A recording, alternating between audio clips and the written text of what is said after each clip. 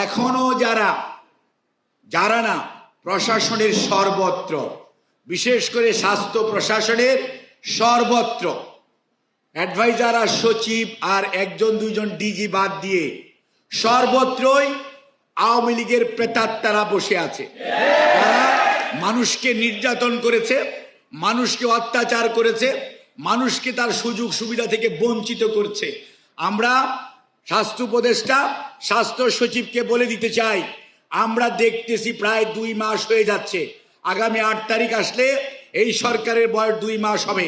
মনে রাখবেন, বৈষম্যের শিকার স্বাস্থ্য কর্মকর্তা এবং স্বাস্থ্য খালি চিকিৎসক না, এখানে যত নার্স থেকে শুরু করে যত কর্মকর্তা আছে, দুর্নীতির সাথে যারা জড়িত, যারা হাজার হাজার টাকা দিয়ে বালিশ কিনছে, যারা হাজার হাজার টাকা দিয়ে মশারি কিনছে, যারা হাজার হাজার টাকা দিয়ে মাস্ক কিনছে, প্রত্যেকটা লোক যার যার চেয়ারে বসে আছে।